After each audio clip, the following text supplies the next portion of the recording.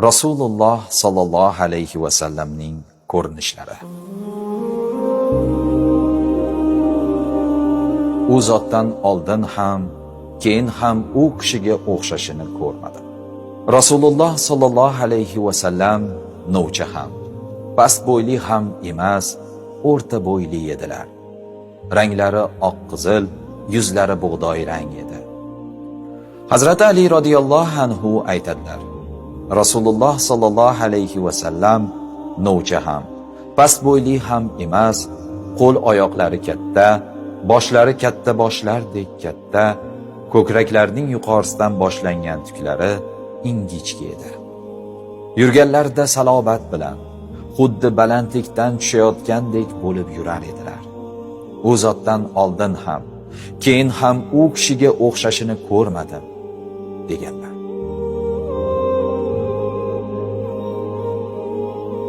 Tana a'zolari bir-biriga mutanosib, xushbichim edi. Sinadan kindikkacha uzun va ingichka mo'y, badanlari tuksiz, biror tarafga burilsalar, gavdalari bilan qayrilar edilar.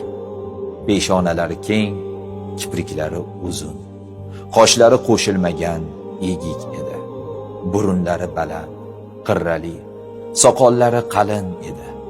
Tishlari mayda, yaltiroq, oldingi tishlari orasi ochiq edi. Qorin va gavdalari tekis hamda barobar. U zot sallallohu alayhi va sallam oldinga moyil bo'lib yurardilar.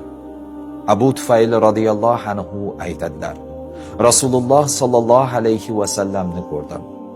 U zot xushro'y, oq bo'lib, xuddi pastlikka tushayotganga o'xshab yurar edilar. Ikki yelkalarining orasi keng edi. Kaft va qadamlari to'la, go'shtdor. Boshlari katta, yuzlari dumaloq ham emas, cho'ziq ham emas. Ko'zlari qora, suyaklarining qo'shilgan yeri yo'g'on edi. Baro radhiyallohu anhudan Nabiy sallallohu alayhi va sallamning yuzlari qilichga o'xsharmidi deb so'rashdi. Shunda yo'q, to'lin oyga o'xshar edi deb javob berdi. Ko'kraklari keng, bilaklari uzun. Ikki yelkalari o'rtasida payg'ambarlik muhri bor edi. Muhri nubuvvat kaptar tuxumidek keladigan qizg'ish hol, usti tukli edi. Hammadan oldin salom berardilar. Hamma ishni o'ngdan boshlashni yaxshi ko'rardilar. Sochlari ikki quloqlarining yarmiga tushardi. Sochlarini tarab, farq ochib yurardilar. Sochga yog' surtardilar. Haj va umrada oldirganlar. Qatoda radhiyallohu anhudan rivoyat qilinadi. Anas radhiyallohu anhudan Rasululloh sallallohu alayhi va sallamning sochlari qanday edi deb so'radim. U sochlari to'lqin sifat, juda jingalak ham, juda tekis ham emas edi. Ikki quloqlari bilan yelkalari o'rtasida turardi, dedi.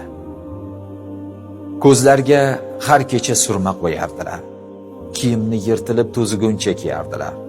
Uzuklari kumushdan bo'lib, o'ng qo'lga taqqanlar. Salla o'rardilar. Izorlari to'piqdan pastga tushmagan.